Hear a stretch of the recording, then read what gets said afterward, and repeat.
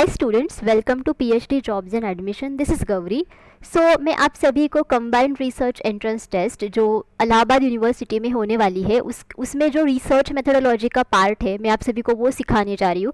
And today is my second lecture and आज के session में मैं आप सभी को टाइप्स ऑफ रिसर्च के बारे में कॉन्सेप्ट सिखाऊंगी with the help of MCQs. Okay, so types of research ये कॉन्सेप्ट बहुत इंपॉर्टेंट है एंड इस कॉन्सेप्ट के ऊपर हर साल क्वेश्चंस एग्जाम में पूछे जाते हैं एंड दैट्स वाई इस वीडियो को आपको एंड तक देखना है। एंड इस वीडियो को देखने के बाद आपके जो कॉन्सेप्ट्स है रिगार्डिंग टाइप्स ऑफ रिसर्च वो क्लियर हो जाएंगे एंड एज वेल आपको आइडिया मिलेगी कि एग्जैक्टली किस प्रकार के एमसीक्यूज आपको एग्जाम्स में पूछे जाते हैं on the topic types of research. Okay fine. So students, इस सेशन को स्टार्ट करने से पहले I want to tell you that global online team आप सभी को रिसर्च मेथोडोलॉजी सब्जेक्ट के ऊपर कंप्लीट कोर्स प्रोवाइड करती है बिकॉज क्रेट एग्जाम में रिसर्च मेथोडोलॉजी का पार्ट बहुत इंपॉर्टेंट है एंड अगर आपको क्रेट एग्जाम को क्रैक करना है देन ऑब्वियसली आपको रिसर्च मेथोडोलॉजी पार्ट में अच्छे मार्क्स हासिल करने हैं।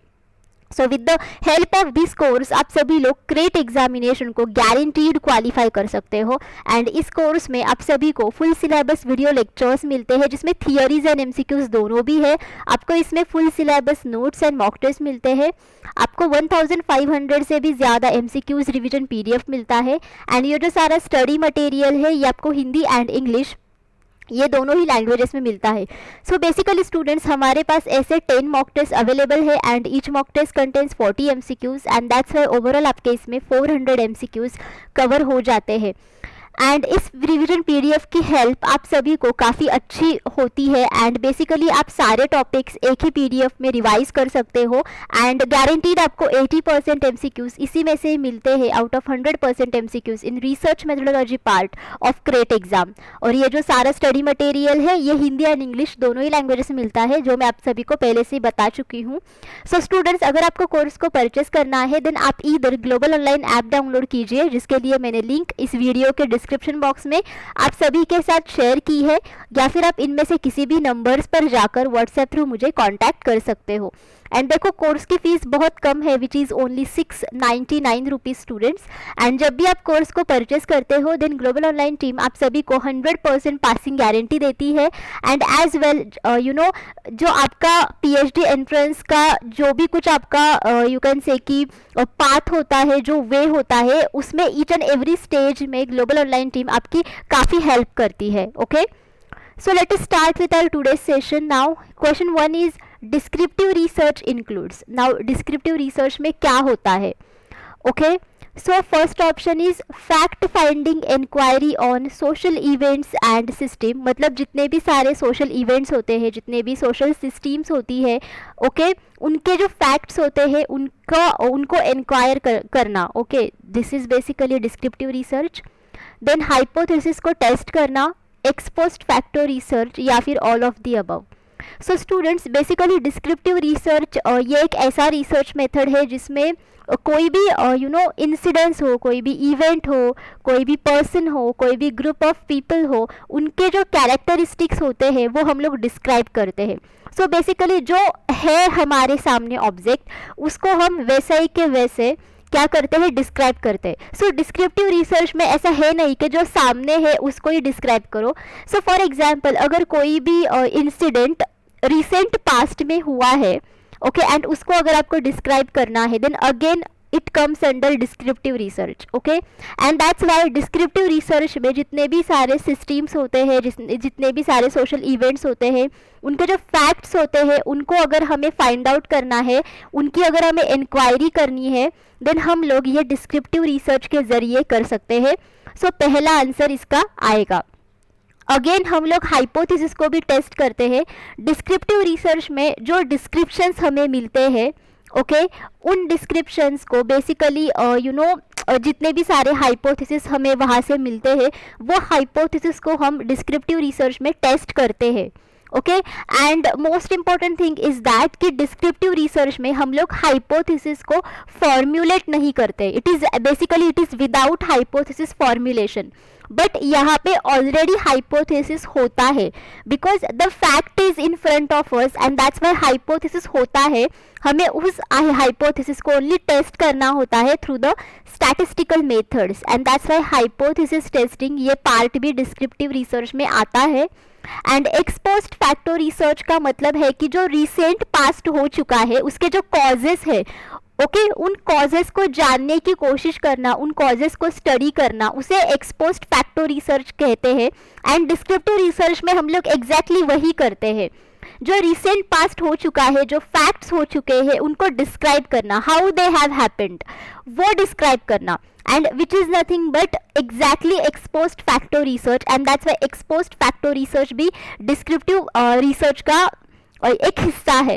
And that's why the correct answer to this question is 4, that is all of the above, because ये सारे के सारे डिस्क्रिप्टिव रिसर्च के हिस्से हैं। Okay, descriptive research is also called as, देखो डिस्क्रिप्टिव रिसर्च का दूसरा नाम क्या है, whether it is analytical research. Analytical research का मतलब होता है कि हमें किसी भी चीज को विश्लेषण करना, यानी कि एनालिसिस करना बेसिकली। ओके, क्वालिटेटिव रिसर्च में जो डेटा होता है बेसिकली वो डेटा इधर पिक्चर या फिर वर्ड फॉर्मेट में होता है, यहाँ पे कोई भी न्यूमेरिकल एंटाइटी होती नहीं है।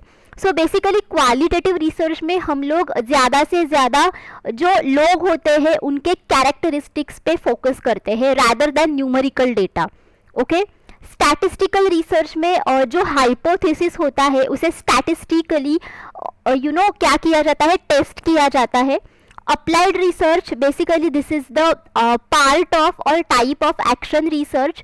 एंड अप्लाइड रिसर्च में जो हमारे सामने जो इमीडिएट प्रॉब्लम होता है उसको सॉल्व करने के लिए हम लॉज का इस्तेमाल करते हैं। सो बेसिकली हम लोग थियोरी, लॉज या फिर प्रिंसिपल्स को हमारे रिसर्च प्रॉब्लम के ऊपर अप्लाई करते हैं ताकि हमें प्रॉब्लम्स का सोल्यूशन मिल सके। Okay, and that's why all of you now understood that descriptive research का दूसरा नाम है स्टैटिस्टिकल रिसर्च, बिकॉज जैसे कि मैंने आप सभी को फर्स्ट क्वेश्चन में बताया था कि डिस्क्रिप्टिव रिसर्च में ऑलरेडी हाइपोथेसिस होता है, we need to just only test the hypothesis, and testing के लिए हमें स्टैटिस्टिकल टेक्निक्स की ज़रूरत पड़ती है। एंड हाइपोथेसिस को स्टैटिस्टिकली टेस्ट करना ये डिस्क्रिप्टिव रिसर्च का बहुत इंपॉर्टेंट पार्ट है, and that's why descriptive research को स्टैटिस्टिकल रिसर्च भी कहा जाता है। Okay, descriptive research studies is a category of research that aims to, so basically descriptive research का aim क्या है? So first option is achieve new insights of a concept, मतलब जो concept है उसके जो नए insights होते हैं उनको achieve करना। Analyze characteristics of something, so किसी भी चीज़ के characteristics को analyze करना, characteristics को describe करना। Determine the frequency with which something occurs, अगर कोई भी चीज़ हो रही है बार बार देन उसकी फ्रीक्वेंसी डिटरमिन करना, उसकी फ्रीक्वेंसी मेजर करना। Test the relationship between variables, okay, variables के बीच का जो रिलेशनशिप है उसको टेस्ट करना।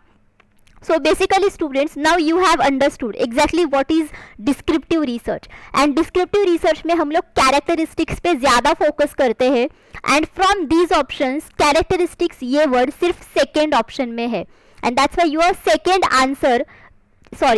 option should be your correct answer. Okay, because descriptive research study का यही एम होता है कि किसी भी चीज़ के कैरेक्टरिस्टिक्स को एनालाइज करना, उसको डिस्क्राइब करना। Okay, and this is the one of the function or you can say aim of the descriptive research study.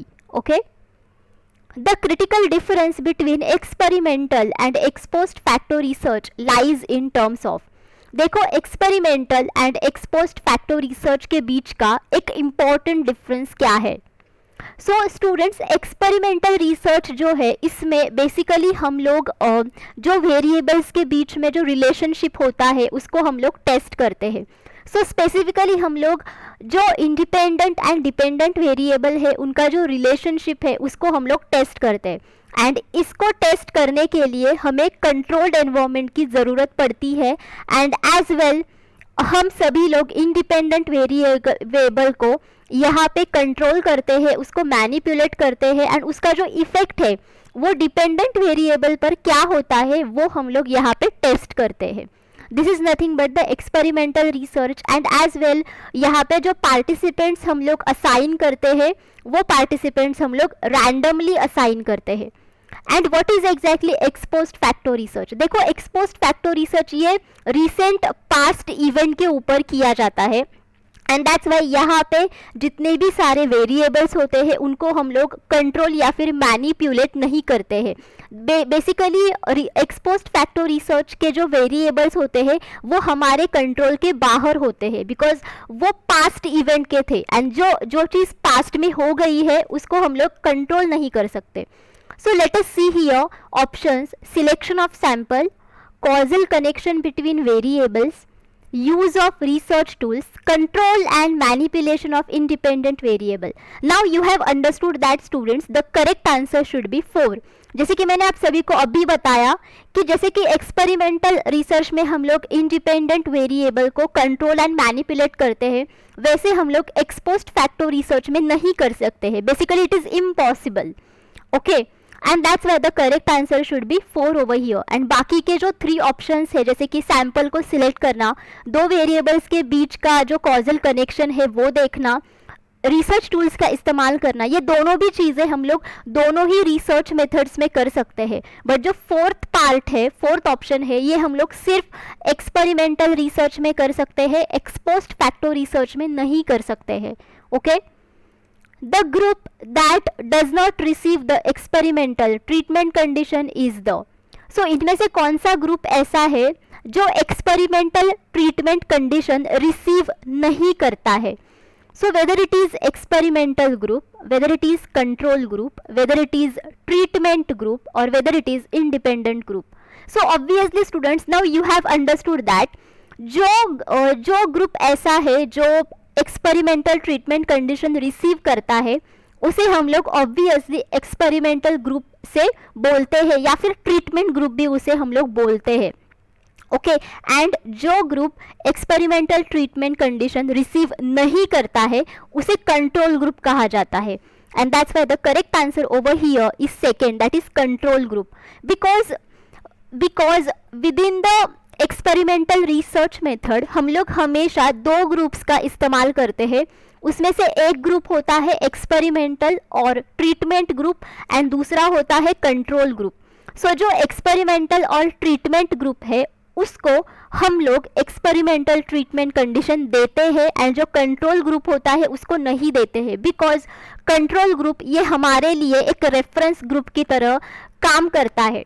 And जब भी हमारे पास रिसर्च के रिजल्ट्स आते हैं वो रिजल्ट्स बेसिकली इन 2 ग्रुप्स को कंपेयर करने के बाद ही हम लोग डिज़ाइन करते हैं. Okay, and that's why the correct answer over here is second. In an experimental research study, the primary goal is to isolate and identify the effect produced by the. So experimental research में हमारा primary goal ये होता है कि इनमें से एक variable ऐसा है जिसको हमें आइसोलेट करना है एंड आइडेंटिफाई करना है कि उसकी वजह से क्या इफेक्ट्स आते हैं. So whether it is dependent variable, whether it is extraneous variable, whether it is independent variable, whether it is confounding variable. Now all of you understood that कि हम किस वेरिएबल को यहाँ पे कंट्रोल करते हैं? Obviously इंडिपेंडेंट वेरिएबल को control करते हैं, एंड हम उसे कंट्रोल करके उसको मैनिपुलेट करते हैं. यानी कि उसको कंट्रोल एंड मैनिपुलेट करने के लिए हमें इंडिपेंडेंट वेरिएबल को पहले आइसोलेट करना है, एंड आफ्टर दैट हम लोग ये चेक करते हैं कि इस वेरिएबल का इफेक्ट डिपेंडेंट वेरिएबल पर क्या हो रहा है.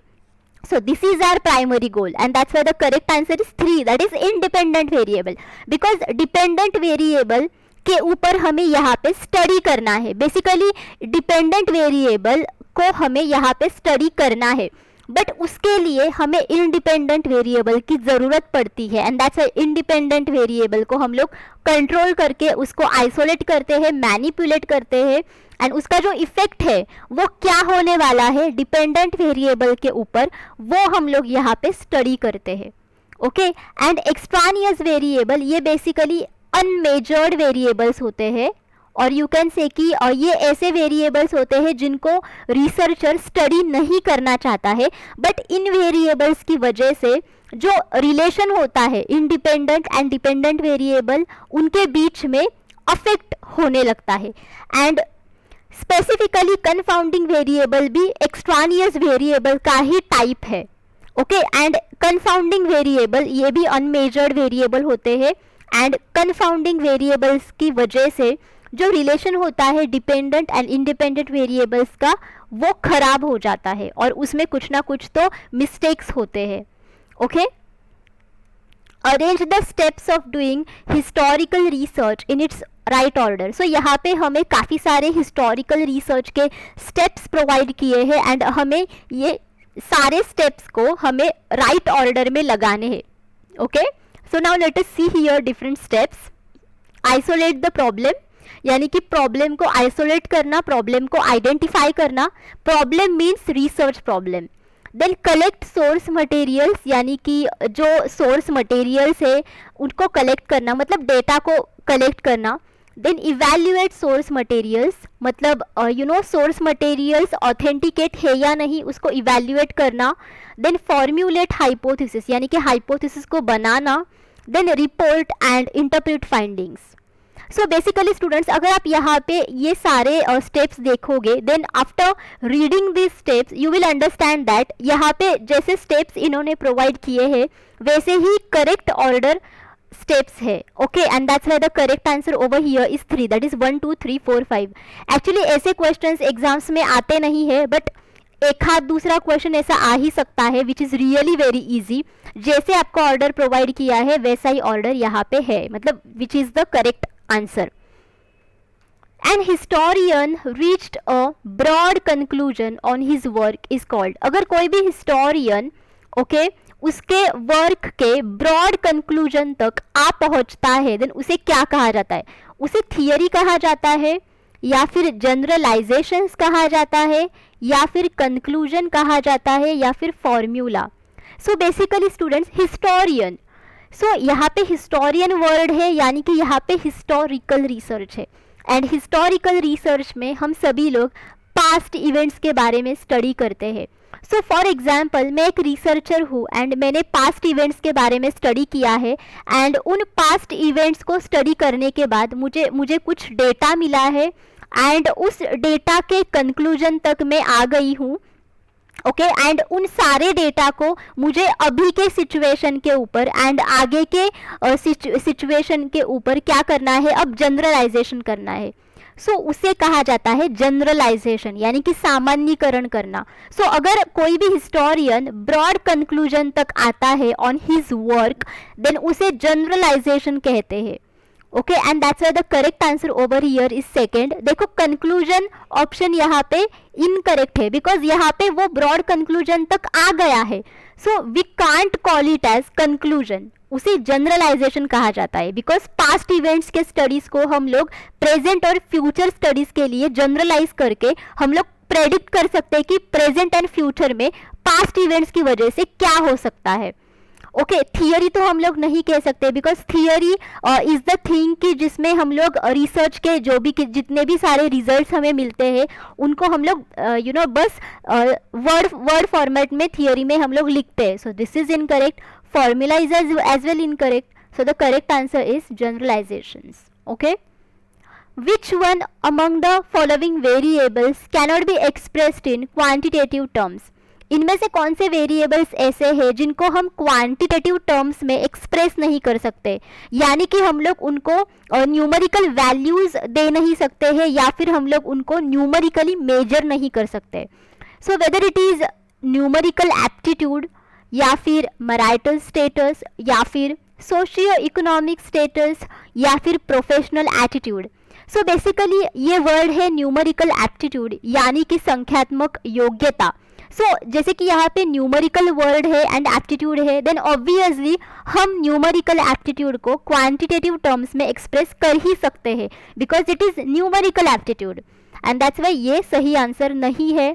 मैरिटल स्टेटस को भी हम लोग क्वांटिटेटिव टर्म्स में एक्सप्रेस कर सकते हैं, जैसे कि whether are you married, whether आप विडोड है या फिर आप सिंगल है। सो क्वांटिटेटिव टर्म्स में इसे भी एक्सप्रेस कर सकते हैं, सो ये भी गलत है। सोशियो इकोनॉमिक स्टेटस वो भी कर सकते हैं, जैसे कि upper class, lower class, middle class, okay, so ये भी नहीं आएगा। सो प्रोफेशनल एटीट्यूड जो है उसे हम लोग क्वांटिटेटिव टर्म्स में एक्सप्रेस नहीं कर सकते, okay, because how you can say कि आपका प्रोफेशनल एटीट्यूड कितना मेजरेबल है। इनफैक्ट हम लोग प्रोफेशनल एटीट्यूड को हम लोग मेजर भी नहीं कर सकते हैं, okay, and that's why the correct answer over here is 4, okay. Which of the following best describes quantitative research? So इनमें से कौन सा ऑप्शन ऐसा है जो क्वांटिटेटिव रिसर्च का एक अहम कैरेक्टरिस्टिक है? The collection of non numerical data, यानी कि नॉन न्यूमेरिकल डेटा को कलेक्ट करना, and attempt to confirm the researchers hypothesis, मतलब रिसर्चर्स के हाइपोथेसिस को कंफर्म करने की कोशिश करना, research that is exploratory, research that attempts to generate a new theory. So quantitative research, जैसे कि मैंने आप सभी को पहले से ही बताया था कि यहाँ पे हम लोग ऑब्जेक्ट्स को न्यूमेरिकल वैल्यूज प्रोवाइड करते हैं ताकि हम लोग ऑब्जेक्ट्स को न्यूमेरिकली मेजर कर सके, उनको क्वांटिफाई कर सके, and that's Y quantitative research में हम लोग सिर्फ न्यूमेरिकल डेटा को कलेक्ट करते हैं। सो फर्स्ट ऑप्शन यहाँ पे एलिमिनेट हो जाता है। देन क्वांटिटेटिव रिसर्च ये एक्सप्लोरेटरी नहीं होता है, बिकॉज एक्सप्लोरेटरी रिसर्च में हम लोग डेटा को कलेक्ट करने की कोशिश करते हैं, but exploratory research basically it is the qualitative research, because जब भी हमें कुछ चीज़ों के बारे में पता नहीं होता है, एंड दैट्स वाई अगर हमें बेसिक इन्फॉर्मेशन चाहिए, अगर हमें हाइपोथेसिस को डेवलप करना है, देन हम लोग एक्सप्लोरेटरी रिसर्च को फॉलो करते हैं। बट क्वांटिटेटिव रिसर्च में पहले से ही हाइपोथेसिस होता है एंड उसे हमें स्टैटिस्टिकली यहाँ पे एनालाइज करना होता है, and that's Y exploratory research ये क्वांटिटेटिव रिसर्च है नहीं। सो ये भी एलिमिनेट हो गया। एंड एज वेल देखो क्वांटिटेटिव रिसर्च में हम लोग एवरी टाइम न्यू थियोरी को जनरेट करने की कोशिश नहीं करते। अगर हमें न्यू थियोरी को जनरेट करना है, देन इन दैट केस हम लोग क्वालिटेटिव रिसर्च को ज़्यादा प्रेफरेंस देंगे, ओके। सो ये भी एलिमिनेट हो गया, and that's why the correct answer over here is second, that is an attempt to confirm the researchers hypothesis, because ये चीज़ क्वांटिटेटिव रिसर्च में हमेशा होती ही है, okay. That's why the correct answer is second. Next is qualitative research is often exploratory, जैसे कि मैंने आप सभी को अभी बताया, and has all of the following characteristics except. So that's why qualitative research में इनमें से सभी characteristics है, but इनमें से एक ऑप्शन ऐसा है जिसमें qualitative research के characteristics नहीं है. So we are going to find out that option. Okay, it is typically used when a great deal is already known about the topic of interest. मतलब ये हम लोग यूज़ करते हैं जब हमें टॉपिक ऑफ इंटरेस्ट के बारे में पहले से ही बहुत ज़्यादा जानकारी है, ओके।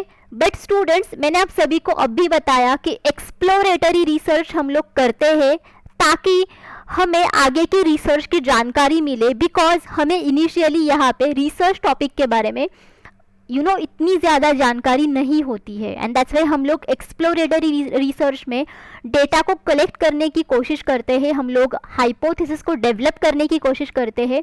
बट जो फर्स्ट ऑप्शन है which is exactly opposite to this, that's why the correct answer is 1, and second option is it relies on the collection of non numerical data such as words and pictures. देखो ये qualitative research की characteristic है, right. So ये यहाँ का answer नहीं आ सकता है।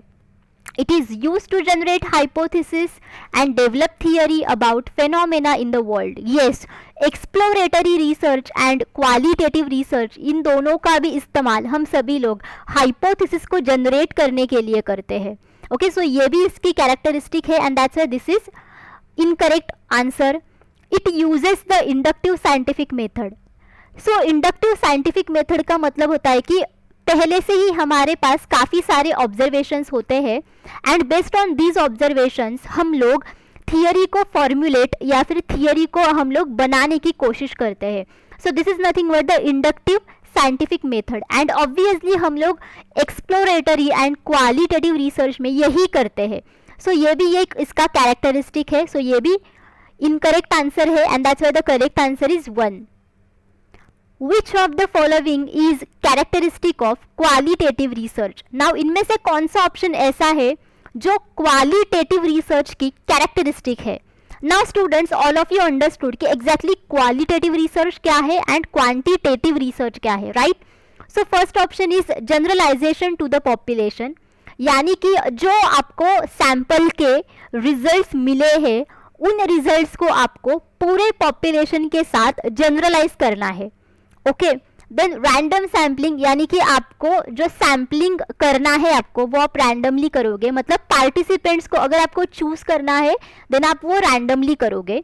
यूनिक केस ओरिएंटेशन, यानी कि एक ही केस के ऊपर आपको यहाँ पे स्टडी करना है एंड वो जो केस है वो यूनिक केस होता है. Standardized tests and measures.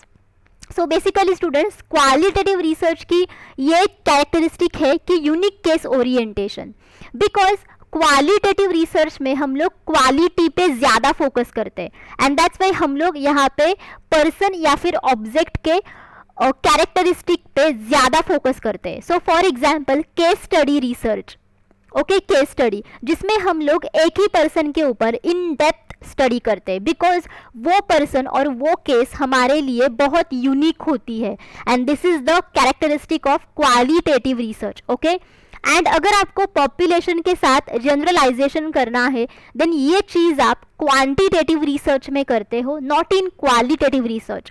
सो ये एलिमिनेट हो गया. रैंडम सैम्पलिंग भी क्वांटिटेटिव रिसर्च का ही कैरेक्टरिस्टिक है, सो ये भी एलिमिनेट हो गया. एंड एज वेल देखो, टेस्ट एंड मेजर्स ये तो क्वांटिटेटिव रिसर्च का ही कैरेक्टरिस्टिक हो सकता है, not qualitative research. Okay, so ये भी एलिमिनेट हो गया and that's why the correct answer is C. Which of the following is not one of the 4 major approaches to qualitative research? Okay, so इनमें से कौन सा अप्रोच ऐसा है जो क्वालिटेटिव रिसर्च तक पहुंचने का अप्रोच नहीं है? So whether it is ethnography. So students, ethnography ये एक क्वालिटेटिव रिसर्च स्टडी और क्वालिटेटिव रिसर्च मेथड है एंड इसमें हम सभी लोग जो सोसाइटी होती है, जो कम्युनिटी होती है, उनका जो कल्चर होता है उनके बारे में हम लोग स्टडी करते हैं. सो बेसिकली यहाँ पे रिसर्चर उस पर्टिकुलर कम्युनिटी में या फिर सोसाइटी में जाके रहता है, वहाँ के लोग कैसे रहते हैं, वो कैसे बिहेव करते हैं, उनका कल्चर कैसा है, उनको जानने की रिसर्चर कोशिश करता है and that's why this is one of the approach to qualitative research. So ये गलत आंसर है.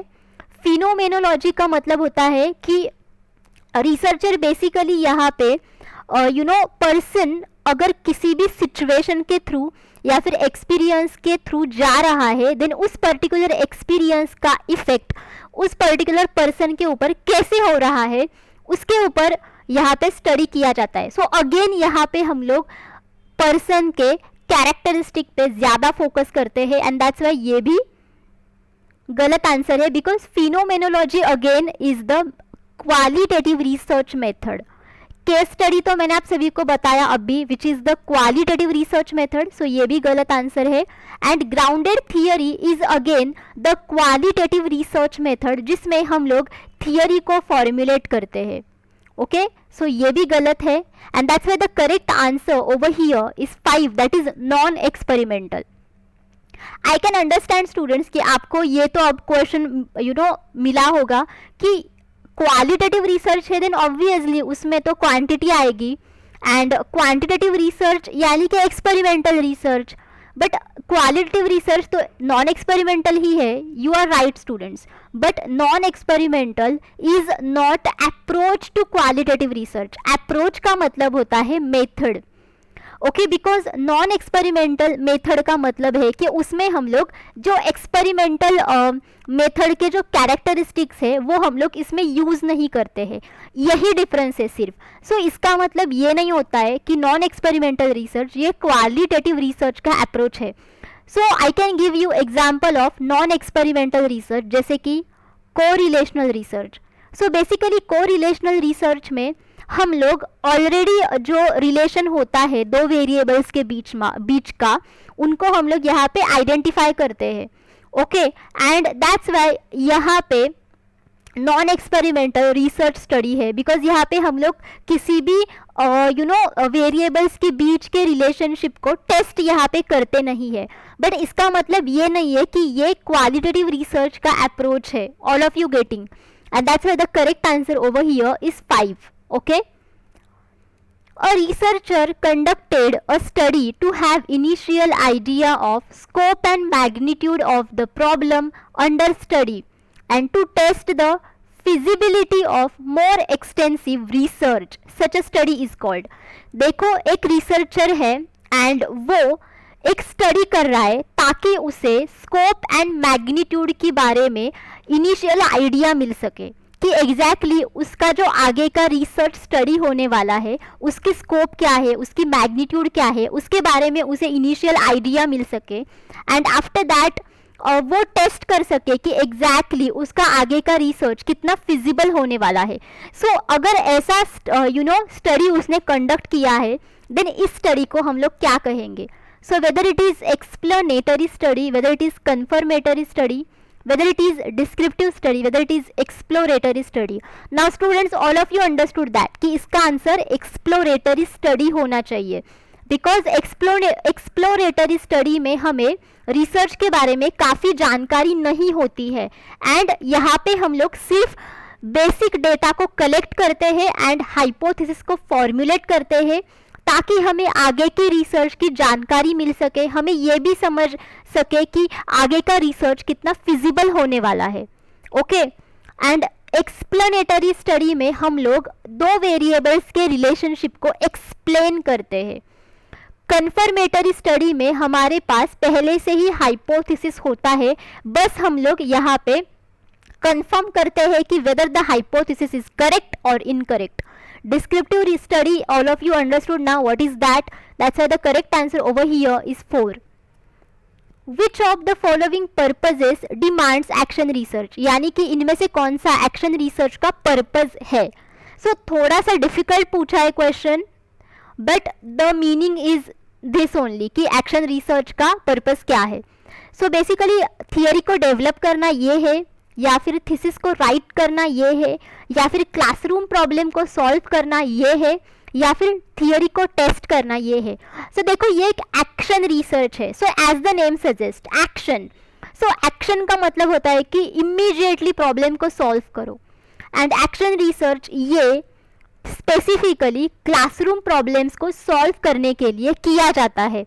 एंड आई थिंक ये मैंने पहले से ही पहले भी काफ़ी समय पहले बताया था इन माय प्रीवियस वीडियोस कि एक्शन रिसर्च ये जो रिसर्च टाइप है ये basically teaching and learning procedures में ज़्यादा यूज़ किया जाता है. सो अगर किसी भी टीचर को क्लासरूम में कुछ नए चीज़ों को इम्प्लीमेंट करना है, उसको अगर नए चीज़ों को टेस्ट करना है, देन उसके लिए वो एक्शन रिसर्च को फॉलो करेगा. एंड दैट्स वाई अगर आपको क्लासरूम प्रॉब्लम को सॉल्व करना है, this is the purpose of your problem, then in that case आप एक्शन रिसर्च को फॉलो करोगे. Okay, so students, thank you for watching this session. I hope all of you understood कि exactly research के types के कितने हैं and each and every research type का purpose क्या है, उसका मीनिंग क्या है, बिकॉज ये चीज़ बहुत इंपॉर्टेंट है students. And I hope all of you understood. But still अगर आपको कोई डाउट है आप मुझे कमेंट करके पूछ सकते हो. ओके.